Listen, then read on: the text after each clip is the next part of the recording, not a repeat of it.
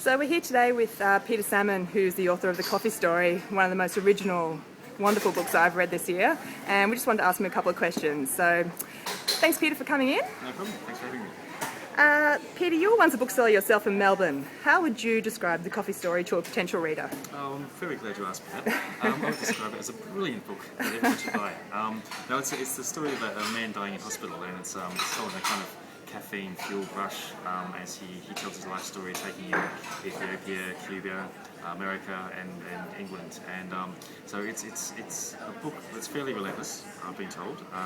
Not very many lyrical descriptive passages, not too much dialogue, just one man yelling at you for about 280 pages until you're beaten into submission. But in an extremely entertaining way. I hope it's entertaining, yeah. I hope most of it's entertaining. There will be moments when you're annoyed and angry and wish me to stop, but I'm not going to stop, goddammit, it's there for you.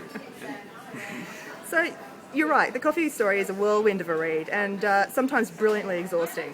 As a writer, how do you keep the pace of the stream of consciousness style going? I wish I'd been able to not keep it going occasionally because fortunately the reader gets to put the book down occasionally. Whereas for me, the voice of Teddy Everett, who's the protagonist, came to me very early and kept on going for quite some time and showed no great signs of stopping. I did try and put in a couple of descriptive passages and they just had to be pulled out again because off he went again. So the pace kind of took care of itself in a sense. It was a matter of trying to slow things down rather than keep things going forward. There's a wonderful coterie of characters in your book, and the book is so original and quite ambitious actually in its scope as well. So where did the story come from, and were the characters based on anything in particular or anybody in particular, particularly Theodore Everett? Yeah. The story came from me having a complete hissy fit a few years ago and deciding I was never going to be a writer, and I was obviously made a complete hack of my life, having been telling people for years I was going to be a writer, and it was going to get highly embarrassing. And then one day I thought, sit down and write about what you love. My partner sort of pushed me, locked me in a room and said, do that. And what I love is coffee. So I started with this then is my coffee story. I should have written it years ago. And the first 10,000 words came pouring out of me. And I just kind of had to hold on tight for a while there. I did again have various hissy fits as I was writing it and stopped being a writer several times. But the voice of Teddy Everett did keep coming back to me and driving things forward.